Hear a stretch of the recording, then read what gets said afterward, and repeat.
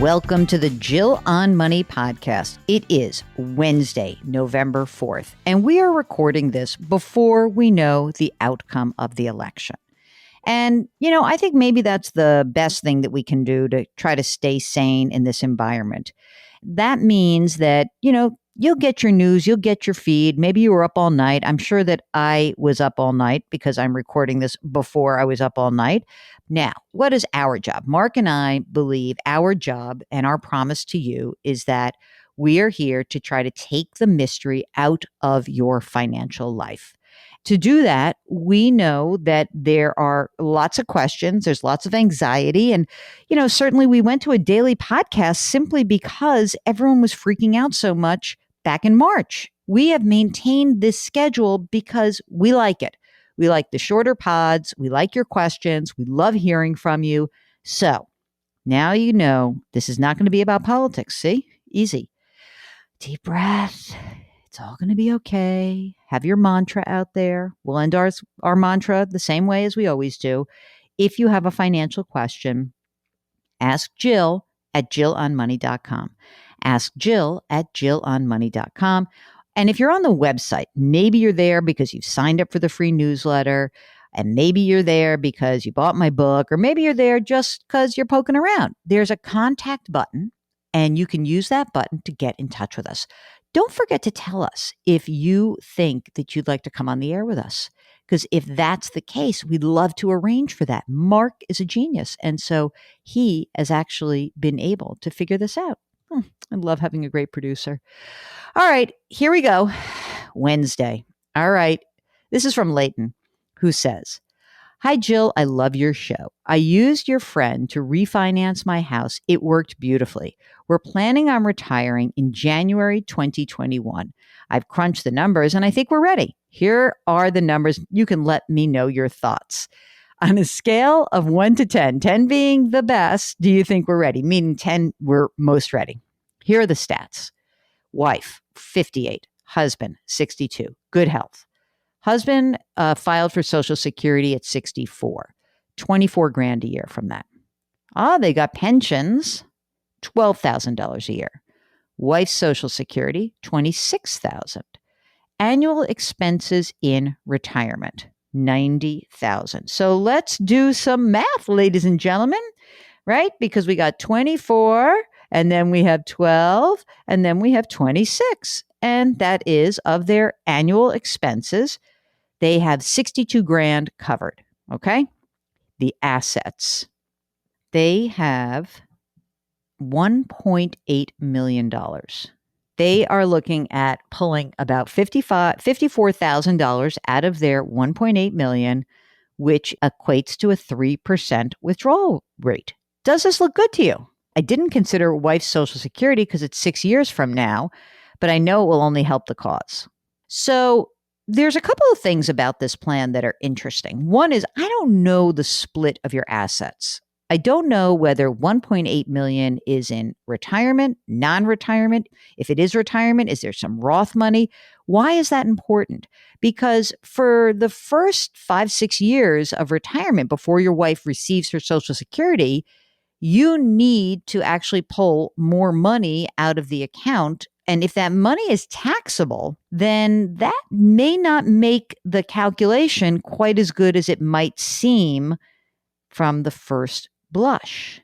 So think of it this way. As you said, okay, I got $1.8 million. I want to do a withdrawal rate of, let's say, 3%. That's $54,000 a year. Okay, fine. And then you do that until your wife claims her Social Security, which is in 6 years. I think you're probably like at an 8, but I'm not 100% sure because I need to know the composition of the assets.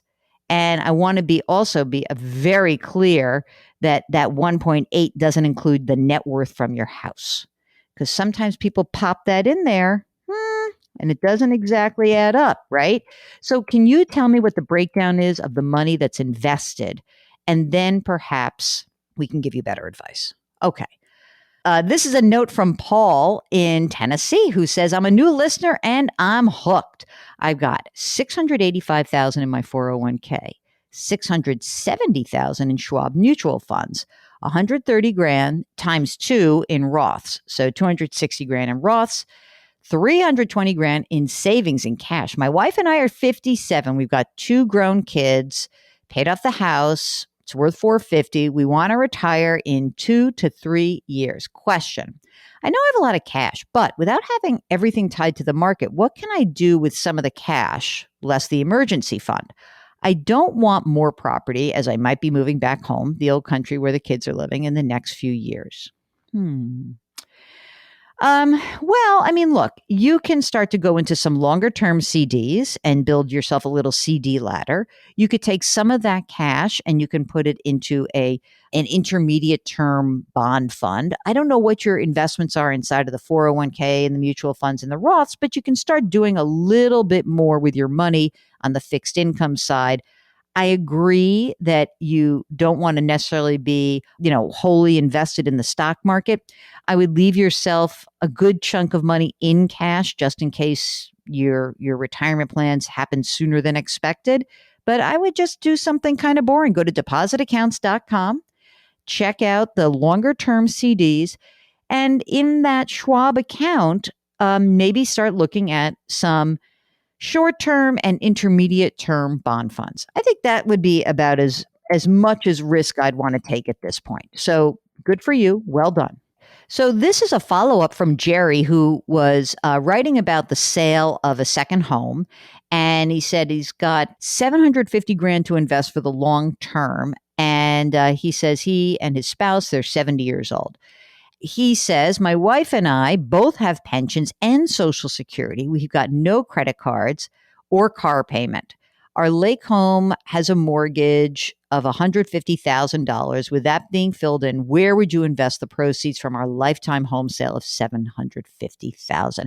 Well, I think I would build a boring and yet diversified portfolio. And I wonder if you guys have ever invested before, because if not, this could be pretty scary to do yourself. But let's just presume that you have, I would say, 3 basic choices.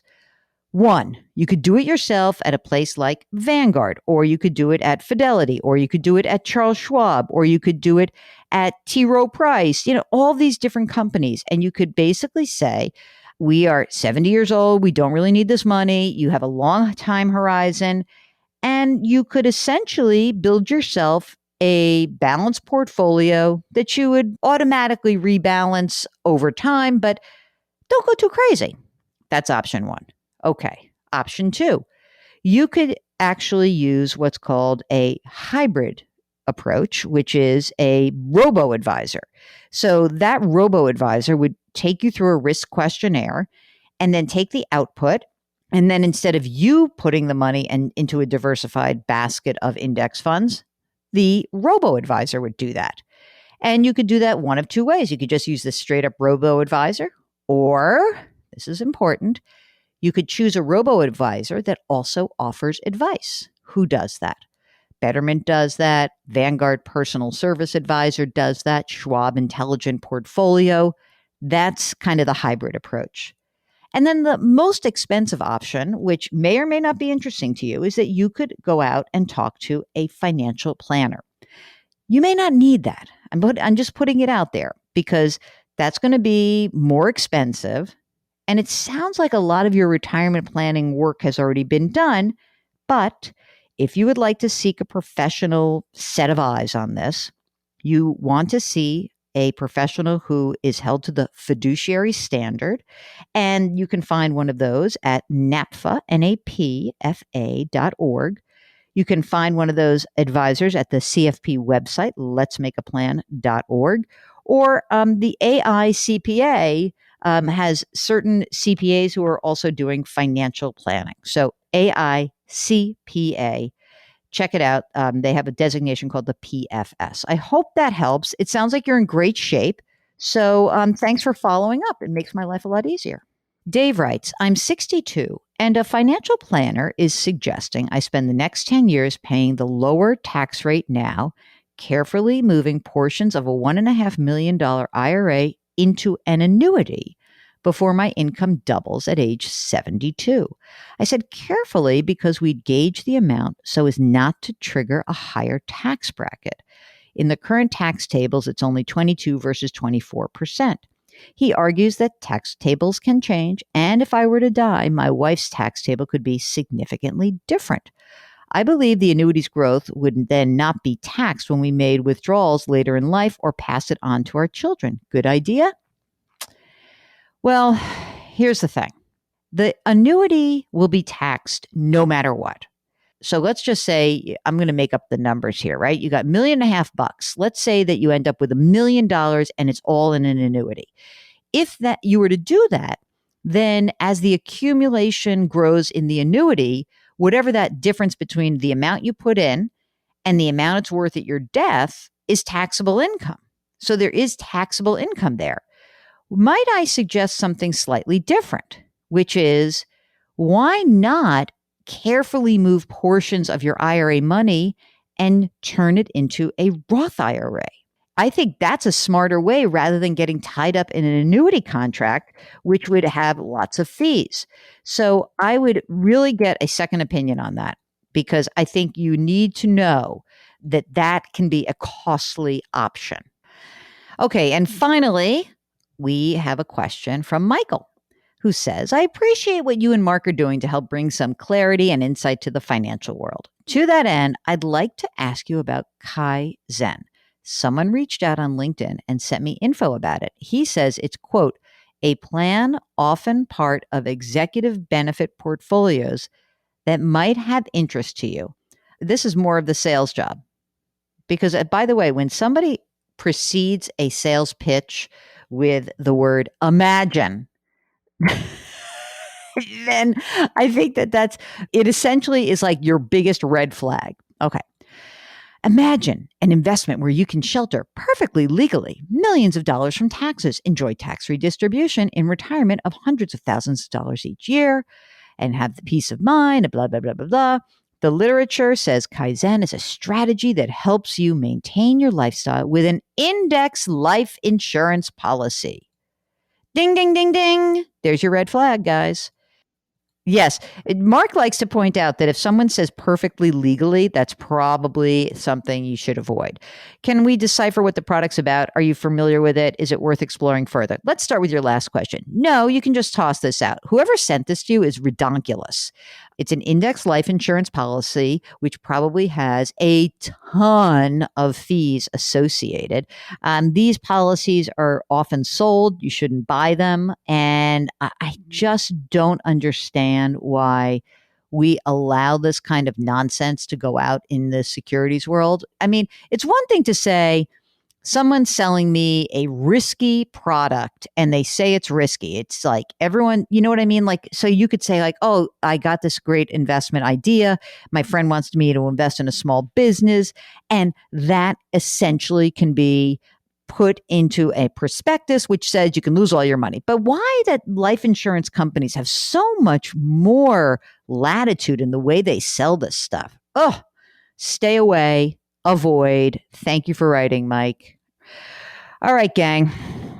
Now listen, I want everyone to be calm and I want everybody to be nice to each other.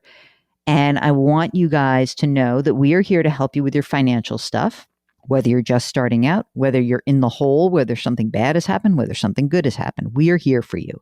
Send us an email at askjill@jillonmoney.com. And on this day, which is the 7th anniversary of my father's death, I always want to remind you some of the great things that he said, like no one rings a bell at the top or the bottom. That was a nice way of saying don't be trying to time the market. And of course, he was always the kind of guy who would say bulls and bears make money and pigs get slaughtered. Don't be a pig. Don't try to time the market. Be smart. Keep your head on straight. And don't forget, as always, wash your hands. Wear your masks, maintain your physical distancing, and try to do something nice for even someone you don't like. Do something nice for someone today, even if it's just smiling through your mask. Thanks so much for listening. We'll talk to you tomorrow.